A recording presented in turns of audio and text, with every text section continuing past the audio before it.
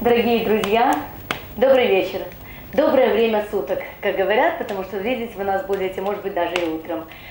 У нас сегодня в гостях удивительная, очаровательная художница, замечательный человек, потрясающая, интересная личность Эстелла Монтян. Эстеллочка, у меня к вам несколько будет вопросов. Я просто хочу, до того, как мы начнем беседу, представить этого человека с той стороны, с которой ее не каждый знает. Дело в том, что Эстелла Монтян является у нас ведущим координатором по международным пленэрам, по направлению международных пленэров. Поэтому педагогический университет Ушинского в ее лице всегда все рады видеть, приветствовать. И вы знаете, для нас очень приятно, что часть наших участников, даже можно сказать, львиная доля всего участия приходится на студентов педагогического университета имени Ушинского. Я говорю студентов, потому что многие из них уже ведущие специалисты, на это все были студенты. И, кстати, одной из студенток, юной, замечательной, с косичками, была Эстелла Монтян. Сейчас это педагог, которого знают уже сколько поколений? 27 лет работы. 27 лет работы. Столько интересных имен. Я знаю Янушку Насенко. К нам же открыла для нас и Дмитрия Величко, именно Эстелла Монтян. Эстелла Монтян стояла у истоков творчества и Дмитрия Хамулы, и Тарасова, или как фамилия? Ткаченко, Ткачук. Ткачук. Ну, давайте, так сказать, всего и сразу коснемся сразу несколькими вопросами. Первое. Кем вы хотели быть с детства? Я могу переходить на «ты», да? Вот кем ты хотела быть в детстве, вот если бы ты не стала художницей? Значит, 3 класс я ходила в Большедолинскую школу. И дали такое вот задание деткам, ну, нам было по 9 лет тогда, написать сочинение, кем ты хочешь стать. Я написала, что хочу стать художником-мультипликатором. Это сочинение читали на линейке перед всеми родителями, перед всей, ну, линейка, там, собрание всей школы. То есть очень понравилось, да. Но если бы, допустим, я не стала тем, кем стала, то мне еще очень нравится режиссура. Я поклонница такого вида искусства, как кино. Я посещаю кино очень часто, и эту любовь мне привила мама. То есть я помню, когда мне было 11 лет, я пришла со школы, покушала, значит, собралась делать уроки, и мама так с кухни загадочно так выглядывает, смотрит на меня, говорит: ты уроки будешь делать или мы в кино пойдем? Выбор ребенка, да, выбор был, конечно, кино. То есть каждый день мы практически ходили в кино с ней. И я фильмы смотрю не просто как слежу за сюжетом или отслеживаю ситуацию, там, интриги, которые плетутся там на экране. Мне всегда интересен кадр как живая картина, как движущаяся картина. Я всегда смотрю, что на стенах в интерьерах, как выстроен кадр, как, если это пейзаж, то освещение, как причем до сих пор, да. Мне нравится именно цветовое решение, колористическое решение. Я вижу находки режиссера, а также находки, которые вот художник-постановщик делает, художник по костюмам. То есть, когда вот современные сериалы смотришь, видно уже, в чем старое кино выигрывает перед новым, что уже не следят как бы за колоритом, соотношением, за деталями, за какими-то... Советское шампанское в кадре, да? Старых таких гусарских времен. Да, то есть старое кино смотреть с точки зрения графики интереснее. Вот черно-белое кино, там настолько профессиональное, высокое искусство, что до сих пор смотришь, Светорежиссеры там или да, звукорежиссеры, это ерунда, а вот светорежиссеры, не светорежиссеры. было художников по эффектам, таких как современные. Сейчас можно через компьютерную графику вытянуть Да всё, что угодно. любую негативную ситуацию, сложившуюся на подмостках. Но то, что могли старые мастера, это действительно завораживает. И еще мне нравится путешествовать. Ага, вот Да. откуда пленерное направление. То есть я люблю путешествовать, путешествую с раннего детства, еще будучи в утробе мамы. Да. Родители Кстати, интересная история. придумали меня еще в Вилюйское ГЭС, это Якутия. Там, Хороший заместок. да, Крепенький. да. На 3-м месяце беременности моя мама приехала в Украину, а на 6-м месяце беременности переехали в Молдову, где я и родилась. То есть получается, что тогда была Путешествие до да, рождения. Да, а когда мне было год и 2 месяца, мы уже были на Камчатке. Да. Поэтому Не успокоились на это достигнутом. практически, да. Я и во Владивостоке жила в раннем детстве, и до сих пор картинка, значит, детский садик вывозили в лес. То есть лето проводили в лесу. Да, и представьте лопух, под которым 5-6 человек может спрятаться. Сказочно, как Да. мультик. Вот Да, откуда да. мультики. Слюда, которая выходит на поверхность, выглядит как золото и переливается всеми цветами радуги. И ты идешь реально не по земле, а вот как по золотым слиткам. Потрясающее впечатление. Это где? зрелище. Какая область такая? Это Владивосток, окрестности Владивостока. Как красиво. Там же субтропики, там удивительно, это вот Тихий океан, бухта Золотой Рог, скалы, 3 брата скалы, и вот это вот колорит такой. Ну вот откуда ощущение, это изобилие, сказки. Да. Кстати, у вас замечательные авторские проекты. Я хотела сказать, что замечательное, все замечательное, интересное, замечательное рождение, замечательное, интересное детство со слитками под ногами, даже с ледяными, удивительно интересная юность, потому что юность уже пришла на Одессу, правильно? Да. И вот педагогический университет Ушинского, кто был вашими педагогами? Кого вы запомнили вот лучше всех, кто больше, ближе всех вашему сердцу был из педагогов? Я не хочу выделять кого-то отдельно, я хочу сказать, что художественно-графический факультет – это такой остров такого понимания преподавателей и студентов, и все преподаватели, которые были у меня, запомнились особенно. Ну, то есть практически 5 лет, 4 года у нас был Сергей Владимирович Лазовский. Удивительный колорист, потрясающий художник, великолепный ценитель искусства и такой влюбленный в профессию человек высочайшего уровня и ранга. То есть до сих пор очень живые впечатления, и каждый раз, когда я с ним здороваюсь, я так, сенсей. Сенсей Мирей.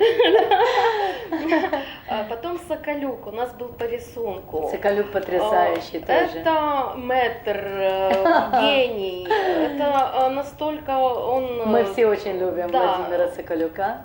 Он до сих пор вот молодежью занимается, поддерживает художников молодых, ну, то есть воспитывает их, вот поддерживает вот эту жилку, потому что профессия художника, она непростая, сложная. Те, кто и выбирает эту стезю, они берут на себя очень большую ответственность и большой труд. И Владимир Соколюк, он реально такой вот, горит своей профессией. Вы знаете, это, наверное, все-таки в крови у всех этих людей. Сегодня мы задержали буквально на несколько, мягко говоря, минут эфир. Вы не поверите, почему. Стелла Мунтян нарвалась и бежала с работы. В такое темное время только, наверное, педагоги могут бежать с работы, потому что все остальные уже дома пили чай и уже, по идее, должны были прийти сюда в студию радостно, где-то и спокойно. Но вот Эстела Мунтян немножко приоткрыла вам ту семью, которая ее окружала. А теперь я хочу сказать, что те традиции, которые она впитала в студенческие годы, вот то ощущение и та любовь, которую дарили своим студентам, и тот же Лазовский, и тот же Соколюк, и же с ними все от Светланы Крижевской, заканчивая старыми кадрами, как Ольга Смычковская, да, была такая педагог, она есть еще? Ну, она лет 10 у нас, но как бы она не мой преподаватель, но она великолепный художник и удивительная, добрая, чуткая коллега. Я ее очень уважаю и ценю. Я вам скажу, что закалка студентов происходит абсолютно по-разному. И, наверное, большое счастье, если студент попадает к такому педагогу. Потому что, конечно же, не секрет. Есть педагоги, которые со стеклянными глазами, с ледяным сердцем, которым нельзя было быть педагогами. И вырастает плеяда художников не со стеклянными глазами, а с поломанными крыльями. То есть вырастают художники, которые не умеют самостоятельно мыслить, которые боятся самостоятельно мыслить, которые боятся каких-то движений самостоятельных. Я наблюдала за Эстелой Мунтян, мне повезло, потому что в нашей галерее «Ракурс», где сейчас находится студия «Ракурс», проходят иногда встречи студентов. И это удивительные встречи, когда Эстела Мунтян, как мамочка, бегает буквально за каждым, смотрит, у каждого что-то поправит, что-то скажет, что-то чем-то поддержит. Это замечательное, удивительное свойство педагога с большой буквы. И для нас большое счастье, что вы с нами. А вот направление немножечко по тем направлениям, которые стали авторскими проектами. Первым авторским проектом вашим была Южная Пальмира. Вот с этого все началось. Расскажите, вот немножко так перейдем через восход солнца к изобилию. Ну, я очень увлекаюсь символикой. Так сложилось, что много духовных практик на протяжении жизненного пути прошла. И самый мощный символ, берущий свои корни еще с египетской традиции, это ангх. Он символизирует собой восход солнца. Он различить на фреске, допустим, фараона, отличить от фараона от Бога можно по тому, если в руке этот символ. Значит, древние жрецы египетские лечили людей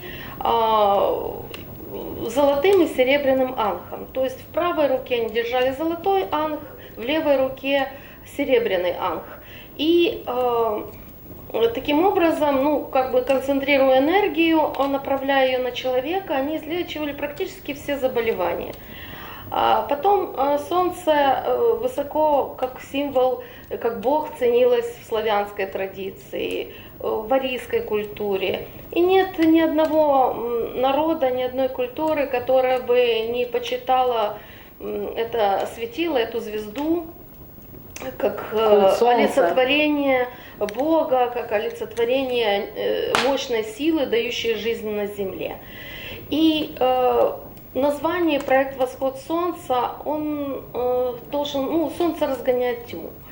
Там, где солнце, там нету ни плесени, нету ни инфекции, нету ничего такого, что могло бы уничтожать жизнь. Благодаря солнечной энергии, в общем-то, все живое существует на Земле. Там, где свет, там нет тьмы. Поэтому проект был направлен на то, чтобы позитивное искусство, сконцентрированное в одном месте, создавало некую, такую, как энергетический поток, способный проникнуть в души людей и, ну вот как бы этот импульс добра и света каждый человек понесет дальше. Ну, в Очень, общем-то, очень правильная, кстати, идея, замечательная. Не зря ее. Самое смешное, что первой страной, которая поддержала эту идею, была Англия. Это, так сказать, туманный такой, туманная страна. И вот как ни странно, что именно Англия отозвалась первая, и дальше уже пошли наши товарищи все, и Болгария, и Черногория, да, и кто еще подсоединился, Западная Украина. То есть фактически подхватили этот проект, и мы смогли очень интересно его развить. И вы знаете, самое приятное, что развитие этого проекта плавно перешло в следующий. А следующий был, это проект изобилия. Немножечко. Да, изобилие это, ну, когда начали художники сносить позитивные как бы работы, картины, в них, естественно, были работы с обилием фруктов, цветов, потом сама природа украинская очень богата и разнообразна. Да. И это как отражение того, что дает солнечная энергия, то есть мы балованы Богом. Да, олицетворение жизни, процветания. Потом так сложилось, что я работала со студентами над натюрмортами. И вот эта вот как бы тема многообразие фруктов и цветов, в общем-то, и обращение к традиции заложено голландскими художниками. Вот аналогию как бы с этой страной.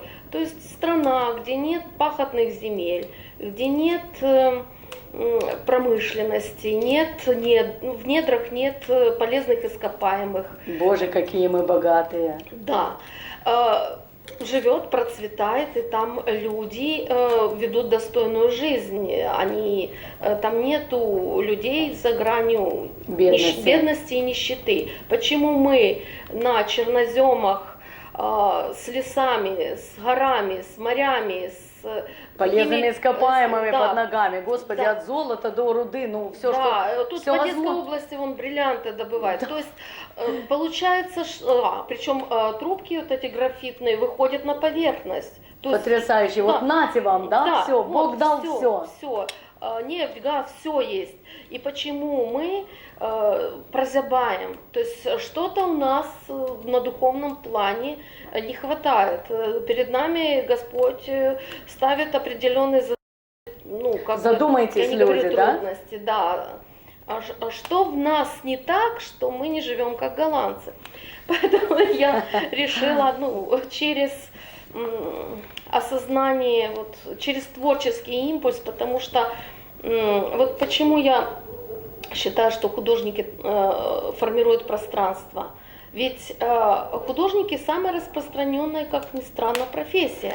Это не только ты считаешь, это считалось из древности, поэтому художников, я уже неоднократно об этом говорила, даже в Средневековье их приравнивали к чаклунам, потому что то, что художник может изобразить и написать, оно притворялось в жизнь, оно реализовывалось. Да. Вот. И вот эта материализация мыслей, ощущений, образов, она была издавна замечена. И, конечно же, побаивались сильные мира, тех, кто оказывался сильнее, а сильнее-то оказывался художник, который, казалось бы, совсем беспомощен и совсем, в общем-то, как бы беззащитен перед этим серьезным миром. И вместе с тем художник, он всесилен. Во времена Средневековья были специальные пыточные такие препараты специально для художников, уродующих пальцы, ломающие руки художникам, чтобы они не могли творить. Потому что инквизиция, какие-то приспособления такие специальные, жуткие. И раннее агрессивное христианство очень побаивалось художников. Как приятно. Агрессивное христианство. Те, которые волокли красивых женщин на костер, я имею в виду не саму христианскую идею или как традицию, а я имею в виду церковь, которая пыталась узурпировать власть и отнять ее в общем, у другой веры, да? Да, у творческих людей, которые хотели строить свою жизнь по духовным понятиям своим. Поэтому нужно было овладеть не только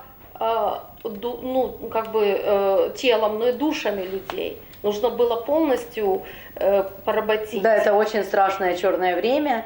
Я очень надеюсь, что мы к нему никогда не вернемся, хотя мракобесие, вы знаете, сейчас становится очень такой, ну, скажем так, темной стороной, которой надо противостоять. Вот благодаря этим всем вашим проектам, активной позиции, пробуждению в студентах чувства прекрасного, ощущения вот этой колоссальной, изобильной массы цветов, цвета, света, формы, всего чего угодно, все, что можно наблюдать на полотнах ваших художников, ваших студентов и ваших учеников, то, конечно же, убеждаешься, что ах, как хорошо, ах, как красив этот мир. Еще хочу вспомнить своего преподавателя. На первом курсе на пленэре у меня была Фарапонова Людмила Васильевна. Это удивительный человек, ныне покойная, но она дала технику, которая уже много-много тысяч лет, 5-6 тысяч лет, она еще древними греками в мозаиках применялась. Это раздельный мазок. Очень хорошо представлено в советской реалистической живописи у разных художников. Значит, это то, что позволяет создать очень живое живописное произведение и написать практически все. На этом принципе построено, в общем-то, и изображение на компьютере, в телевидении. То есть пиксель — это определенный чистый цвет, который при оптическом смешении дает, в общем-то, в цвет окрашивает изображение. Но это как пуантилизм, но раздельный мазок, он все-таки предполагает не чистый цвет, а замес. То есть существует понятие предметного цвета, и он же холодный, он же теплый, и оттенки, которые есть в натюрморте, что позволяет создать гармоничное, колористически грамотное произведение и лишает возможности художников проходить черный период в живопись. Так вот, огромное спасибо. Я думаю, что Людмила Васильевна меня там слышит. Сегодня улыбается, да, ее душа. За то, что именно она меня приобщила к этой технике. И, в общем-то, еще хочу поблагодарить Филипенко Валентина. Валентин Филипенко. Да, потому что он у нас 1 год был, как раз мы под его руководством чутким писали парадный портрет, и он дал нам технику мастихинной живописи. Вот владение мастихином. Кстати, это очень серьезно. И это педагог, которого заприметили китайские товарищи и пригласили его в Китай. Он 8 лет прожил в Китае, преподавал там, потому что существуют преподаватели, в поле которых уже начинаешь уметь и знать то, что накоплено его... Но китайцы далеко не каждого приглашают, кстати, да, это очень удивительный народ. Многолетним опытом его познания, он же все-таки база Питерской академии, конечно. Плюс самостоятельные наработки, выход на индивидуальное творчество. То есть он вдохновил огромное, колоссальное количество художников, ныне творящих. И я думаю, что его дело живо и в творчестве моих коллег, да, и его бывших студентов. Да, и даже глядя на его работы, другие художники, которые у него не учились, вы представляете, какое мощное поле у человека. Вот осознание какой-то истины, глядя даже на его работы, многие впечатляются, вдохновляются, начинают творить уже немножко по-другому, по-новому. Потрясающе, да. Таких людей очень мало, но они и есть. Они сказали свое слово в школе живописи, одесской, как ее называют, южно-русской школе живописи, потому что они были действительно носителями не только знаний, приобретенных до них, но и сублимировали эти знания и вывели нечто свое, что могли передать своим студентам, как такие ноу-хау, и которые позволяли действительно очень разнообразить технику. Я хочу сказать, что мы с Элли Мунтян решили предложить целую серию программ такого общеобразовательного уровня. Почему? Нашей задачей является не просто встреча с интересными людьми. Нашей задачей является формирование ценителей искусства. Потому что пока мы не сформируем вкус у людей, люди не смогут понять, почему какую-то ерунду называют искусством, а почему какое-то произведение искусства называют отстой. Для этих людей нет шкалы. И их внутренняя шкала восприятия, например, картины «Ах, как мне нравится! Как здорово!» подходит, например, какой-то очень продвинутый, скажем так, современный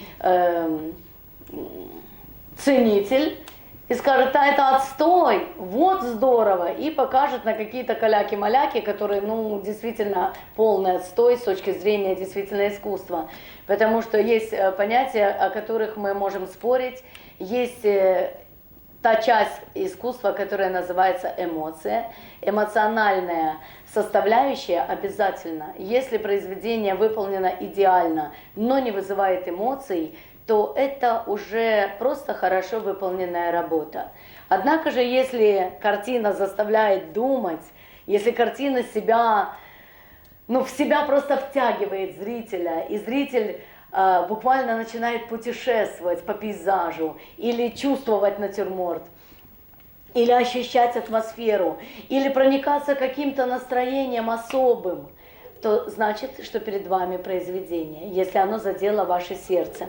Поэтому, когда Эстела Мунтян работала здесь со студентами, меня поразил большой и широкий масштаб, который она дала, помимо того, обычного, скажем так, педагогического материала, она дает своим студентам настолько много информации глубинной, интереснейшей, которая выходит за рамки педагогического процесса, скажем так, начальных курсов. Хотя, в общем-то, я вам скажу, что не каждый выходец магистратуры может знать то, что знает Эстела Мунтян. Он, может быть, интуитивно заденет те ноты, о которых она знает в совершенстве.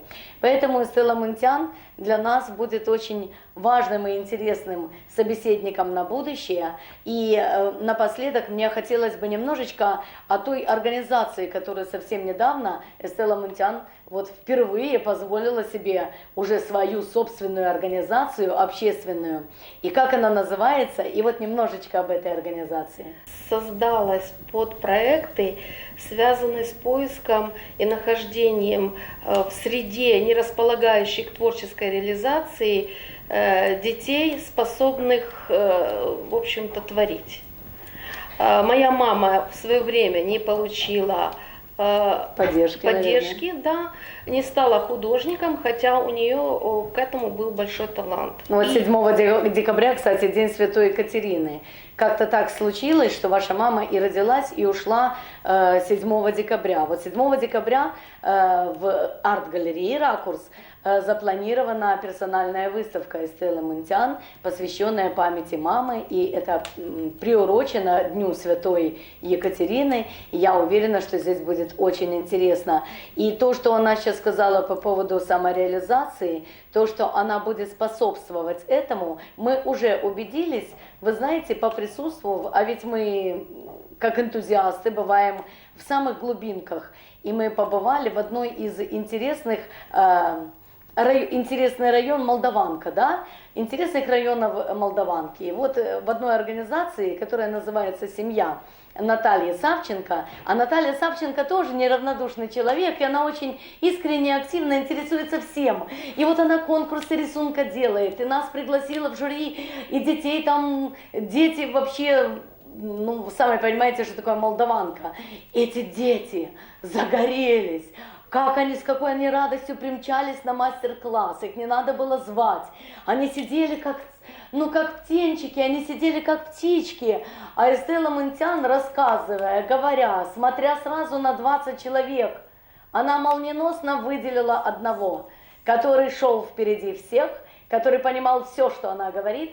И этот человек, этот ребенок, он из совершенно малообеспеченной семьи, то есть на уровне за чертой бедности, и Стелла Мунтян именно его выделила. И именно этот ребенок, ну, благословенен небесами, потому что он попал в ее нежные руки, и, конечно же, она ему даст уже все возможное. Стелла Мунтян, кстати, единственный, вот с чего я не начала, чем я закончу, начала. Вы знаете, такая прелесть с этими ударениями. Всю жизнь я с этими ударениями спорю. Это все равно, что вот, ну вот есть еще несколько слов таких, прикладной, ложится. Вот мне очень нравится эта вся игра. И я себе позволяю то, что мне нравится. Любой вариант. Иногда мне начала, а иногда начала. Ну вот начала, а заканчиваю тем, что Стелла Мунтян является чудесным, удивительным человеком, которого пришлось очень долго уговаривать стать вице-президентом Союза маринистов города Одессы. И мы с Юрием Геращенко пригласили буквально Стеллу Мунтян не с первого раза, но наконец она приняла наше приглашение. Я делегировала, как в свое время когда-то делегировала Алену Алексеенко, но там была идея, там был Алек Мирзоев, который, в общем-то, должен был жить, должна жить память о нем, потому что Алек Мирзоев для нас очень близкий человек, для галереи «Ракурс». И для Сергея Брайко, и для меня. Алек Мирзоев, наверное, очень близкий человек для всей Одессы. И он когда-то взял вот эту девочку без всякого там специального образования, самодеятельного художника, и он отнесся к ней как к человеку. И вот Алена Алексеенко, к чести ее сказать, провела огромную работу по все-таки тому, чтобы память о нем не ушла следом за ним самим. Поэтому ее нахождение в Союзе маринистов было обусловлено идеей. А вот нахождение Стеллы Мунтян в Союзе маринистов было обусловлено очень важной задачей. Я очень уважаю Юрия Геращенко также, и, наверное, так же, как уважала его брата Александра. Это удивительные люди, сподвижники. И если Юрий Геращенко для меня был очень близким по своей общественной деятельности, он борец, он такой, знаете, активист, эколог, то Стелла Мунтян привнесла в эту организацию, к этому бойцу и активисту-экологу, вот ту международную линию, о которой я и говорила в начале. То есть мы поделились международной линией, международными художниками, которые с разных стран прибывают, попадают к вам на курс, к вам в педагогический университет Ушинского и несут высоко знамя этого университета через своих педагогов в наших проектах. Поэтому миссия ваша в Союзе маринистов также высока, как и в благотворительном фонде АВЭ. И вы для нас очень ценный человек. Мы очень рады, что вы с нами. Я надеюсь на продолжение наших бесед. Благодарю. Спасибо большое. Наша первая беседа подошла к концу в полнейшей тишине. Мы с вами. Всего доброго. Студия «Ракурс».